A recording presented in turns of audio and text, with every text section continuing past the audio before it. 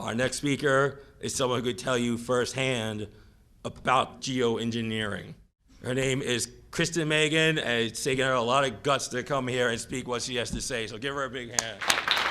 This presentation has been brought to you by Gigi Bowman for State Senate and Oath Keepers. All right, first off, I just want to, I know everyone else has said it, but I really appreciate everybody that has come out here today. It's not just showing up and supporting an event, it's actually listening to those of us who are here to share a message. So, as it was presented to you, I'm here to speak to you about geoengineering. First thing I want to ask you is, who doesn't believe it exists? Anybody here on the fence? Okay. Well, hopefully when you leave here today, you don't just believe it, you share the information that I'm going to share with you, and you get more people on board to stop this unethical crime. I want to show you a video clip because the first thing people ask me about geoengineering is, who are these people? Who are the people that are, kind of pushing the button to get this thing going? One of them, his name is David Keith. And David Keith has been low in the radar for a while, but he has written a book about climate engineering that has basically done more for the truth movement of this than anything. Because he is the frontline person that is the #1 advocate for geoengineering. And I want to show you a clip. It's about 6 minutes, so just bear with me. You ever look at those planes up there? They have contrails on them. Maybe all those planes are the contrails. Maybe they're actually spraying chemicals into the atmosphere right now, and Uncle Sam isn't telling us. Seems extremely unlikely. That the United States is not telling something to its citizens? That seems extremely likely to me. Read the newspaper. And, of course, there are a lot of problems with what they're proposing. It turns out plants need sunlight. Yes.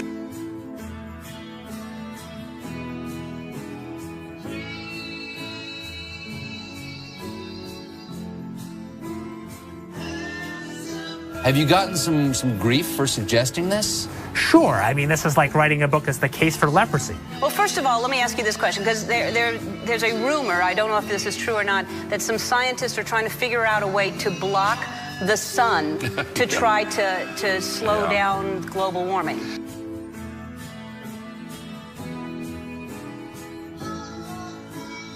Could an individual start this? In practice, only a country. A big country. What about a man in like a hollowed out volcano with henchmen who occasionally shakes his fist at the sky and says, "They said I was a fool at Harvard. Who's the fool now?" It's All Things Considered from NPR West. I'm Arun Roth.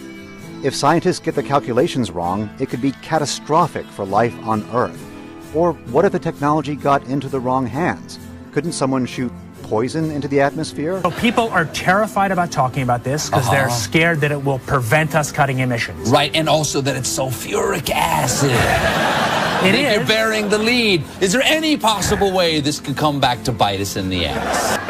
You put another kind of pollution, sulfur dioxide, up to orbit, cover the atmosphere. The sky won't be really blue in the way it is now anymore. Blanketing the earth in sulfuric acid, because I'm all for it. This is the all chocolate dinner. I still get to have my CO2, and I just need to spray sulfuric acid. Right. All over the earth. Right.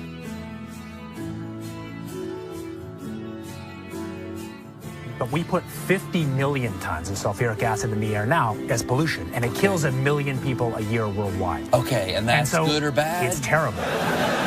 But it'll be better if we put more in. So if it kills 1 million people and we're only doing 1% more, we're just killing 10,000 more people. You can do math. So killing people is not the objective here.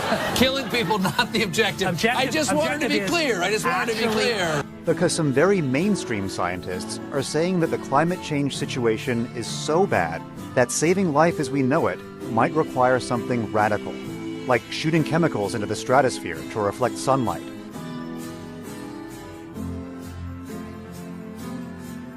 This is the kind of stuff I wake up sweating about. Exactly. Well, it's your goddamn idea. No, it actually turns out to be an old idea. This was known since President Johnson, and the scientific community mostly decided not to talk about it. What happens to the sulfuric acid after it's sprayed? Does it just stay up there? No, it rains down. Okay. But as I said, it rains down. Okay. It's a tiny addition. Okay. And You'd put, say, 20,000 tons of sulfuric acid into the stratosphere every year, and each year you have to put a little more. And this doesn't, in the long run, mean that you can forget about cutting emissions. We will need to rein in emissions. No, we'll get to it eventually, yeah. But it does. But in the meantime, we're shrouding the earth in sulfuric acid. So it is that you could actually spray sulfuric acid in the stratosphere 20 kilometers over our head and use that to stop the planet warming up in a kind of ugly tech fix. You could spray something into the atmosphere to change. Spray pollution into the atmosphere to stop it warming. So in the end, pollution saved them all. We owe pollution. We owe acid rain an apology, is what you're saying. It would be a totally imperfect technical fix. Okay. It would have risks. It wouldn't get us out of the long-run need to stop polluting, but it might actually save people and be useful. The sky won't be really blue in the way it is now anymore. The chemtrails are being used in conjunction with HAARP.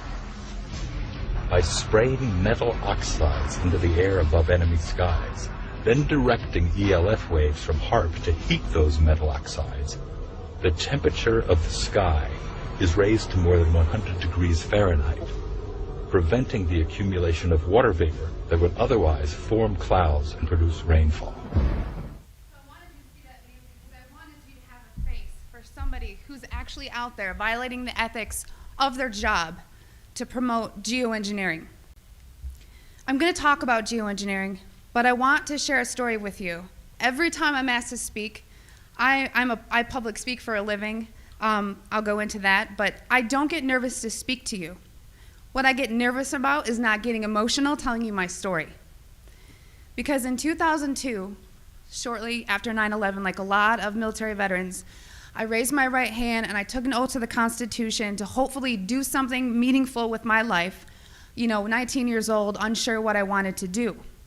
So I enlisted in the U.S. Air Force.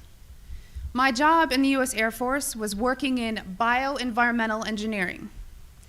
So what bioenvironmental engineering is in the Air Force is equivalent to that of the OSHA and the EPA, if you're familiar with that. So we were an embedded liaison to make sure that we were tracking all of the aspects and impacts of the military, meaning what is the military doing and how is it impacting the environment, because we were accountable for that. Being government, we did not get any special treatment. We just couldn't be fined being another federal agency. EPA can, but not OSHA. So from the health side, it was knowing what you do in the Air Force. What does your job entail that is hazardous to your health? And I'm going to give you an example. Let's say that you were an aircraft painter, you were a mechanic. My job would go out to make sure I knew everything that you did, what you were exposed to, and how to mitigate and engineer out those hazards. Because we needed to, one, it's your legal right to be working in a safe and healthful work environment. So throughout 9 years, I worked as an industrial hygienist and an environmental specialist. There's two bases I was at that are called air logistics centers. What does that mean? It's not like a fighter wing, it's not really fun and amazing. What they did is they took aircraft that around every 10 to 15 years, they were required to be dismantled down to the last screw. So that meant every single industrial process you can think about, checking the metal integrity, making sure everything's good to go, or sometimes overhauling equipment. Part of my job in tracking the health hazards was to look at any time someone wanted to buy a chemical, any type of chemical. It was ordered through a system, and in that system, I had to go in there and say, the country we're in, we're not allowed to use this. We need to substitute it out with something a little less hazardous, while also maintaining the integrity for a technical order, meaning for that process, it says you must use, xylene or toluene to do this process. Well, I have to kind of fast forward. I want to say around 2006, I started kind of opening my eyes to how the military wasn't really what I thought it was. And people approached me knowing what I did for a living and said, have you ever heard of chemtrails? Well, I hadn't. And that sparked my interest. So I went online and I looked at chemtrails. I saw a lot of, debunking, a lot of sites that were just kind of calling it a conspiracy theory. And I thought, well, geez, this is what I do for a living. Preventive health, making sure that people are not getting sick, especially in the workplace, and by things that we're doing that can affect, human health in the environment. To summarize it, in an attempt to debunk this conspiracy theory as I thought it was, I didn't debunk it. It literally changed my life. Like I said, this is hard for me because it's not easy standing here and telling my story. One day I was going through that computer system, which if you want to look it up, it's called an Air Force Form 3952. It is the approval of hazardous materials. I was finding tons and tons of large quantities of aluminum, barium, strontium in the forms of oxides and sulfates. And of course I knew that there's industrial processes you may not have heard of, but it's bead blasting, pneumatic sanding, shot peening. There is certain medias that's similar to that is used. However, I had already accounted for that. I would sit and look at this computer system and say, this shop wants to order this paint. I'm gonna tie it to a task. We had to know what was being used, why it was being used, tracking it cradle to grave on how we were gonna dispose of it to be compliant with OSHA and the EPA. One of the legal requirements in approving these is looking at what used to be called the material safety data sheet. On that sheet, it's gonna list the manufacturer. It's gonna list some maybe acquired personal protective equipment that needs to be used or some ways to mitigate the exposures. These electronic MSDSs did not have a manufacturer name. They were very vague. They almost looked to me like somebody had made it and scanned it into the system. So I asked the question, what is this being used for? I never got an answer, so I didn't approve it. And it sat there. And then the heat came down. Why aren't you? Are you behind on your 3952s? Only a select few of us did that. So I started asking questions. And at that point, my demonization began. You know, I made my rank. I was decorated. I was a non-commissioned officer of the quarter. I won lots of awards. I had no reason for anyone to attempt to demonize me. So then I get moved over to the other Air Logistics Center. There's only 2 in the Air Force, which is in Warner Robins, Georgia. This kind of carried with me, and I thought, you know what? Should I revisit this? Is it worth it? Did I hit something? Maybe it's need to know. I started finding the same things at Robins Air Force Base. I was now doing some more investigation work. Part of what I did was to use a high volume air sampler to air sample up to, I'd say, a football field in about 10 minutes. I also conducted soil sampling because I thought, you know, if this is real and they are spraying this, it's gonna get to the ground. So I conducted air sampling, I conducted soil sampling, and I was getting high levels of these contaminants. When I started asking the question again under a new commander, I never in my life thought I would have somebody look me in the face and tell me, I am questioning you. Is there something wrong with you? You've been looking really depressed lately. You know I can put you under a mental evaluation for up to 120 days. Who would take care of your daughter? Because I was divorced at the time. As soon as I heard that, I knew. It validated everything I ever thought. And I thought, I've spent 9 years of my life trying to protect human health, and here we are violating law after law after law. Just sitting here, instead of protecting the people, we are poisoning the people. And I've never got up so much courage from that fear of being thrown in a cage, because when you're in the military, folks, you're a number. You are a number, and every aspect of your life is controlled. I was so lucky that my enlistment was coming up and I was supposed to re-enlist. I ran and did not look back, and I have been blowing the whistle and shouting ever since. And I left October 27th, 2010.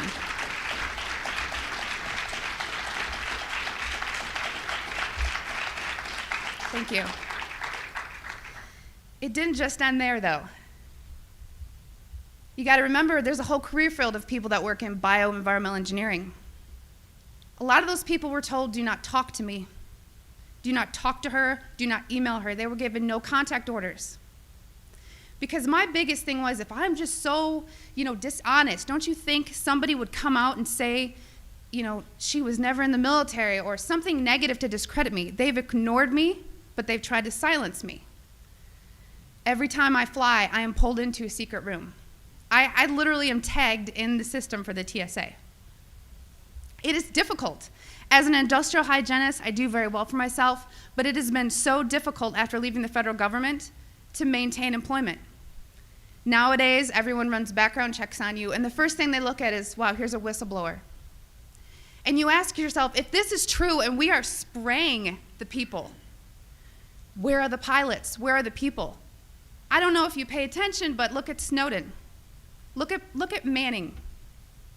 People don't come forward because these supposed Whistleblower Act protections that you have are not enforced, they're not supported, and they really don't exist. But what I want you to take from this is to understand that I am being completely honest with you, and that geoengineering is occurring, it's been occurring, it is not new, and your tax dollars are funding this. I 100% know that the US Air Force was involved, and it kind of, I think back to all these things that I never had noticed. If you don't know what to look for, you can't look for something. And once I realized a process they were trying to hide, people have come out of the woodworks, from EPA compliance officers to ex-people that I worked with in my career field, who I cannot state for obvious reasons. I've had pilots come forward. I've had people come forward that actually load the canisters on the planes. These people don't come forward because they are afraid that they're going to end up like Snowden. And I continue to speak to let people know I've been screaming about this for 3 years and I'm still here. And why are you so afraid? Because many of these people are on active duty. And if you are willing to die for your country, supporting, the Constitution and defending us from enemies foreign and domestic, you are willing to die for your country, but now you're scared. You are scared and cowardly to talk about this. So I'm not just speaking to all of you in this room, I'm speaking to all those people that are going to watch this online and watch it on YouTube. Because you can come forward, you can help expose this, and we can stop it. So many people want to ask, why? Why is this occurring? That's for later thought. From weather modification to weather weaponry, there's numerous reasons under Agenda 21 and tons of theories. But my job as an industrial hygienist is to make sure that I comply with the laws and enforce them. So it is unethical every day for all the other people that are out there that work in preventive health, or even physicians that aren't speaking about this. They need to. So one thing I want to tell you is what you can do about it.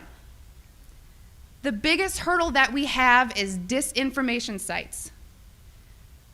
I never say them, but I'm going to today, so that you know if anyone ever gives these to you as a reference to debunk you, it's Metabunk and Contrail Science.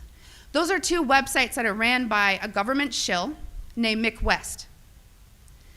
And he is a computer gaming programmer who tries to tell you about persistent contrails. So somebody who isn't even credentialed in chemistry or physics or ecology, none of that, is trying to tell you that you're crazy. Okay? So also on social media, don't just hit the share button. There are links. You have to understand that I have met people who used to be purposeful disinformation trolls, as we call them. These people are paid to pretend that they're you, to get you on board to believe a website or an article, just so that you look so vulnerable. And then later it will be deemed non-credible, and then you look non-credible. So please vet, research. And if you have something to write with, I want you to take down my email. It is Kristen, Kristen, Meghan, Meghan, @gmail.com. And by emailing me, I can give you some information for what I'm about to tell you. If you still don't believe it, or you still want to convince people, there's something you can do. You can take a glass jar. It needs to be a glass jar, so there's no BPAs. Take a rain sample and take a snow sample.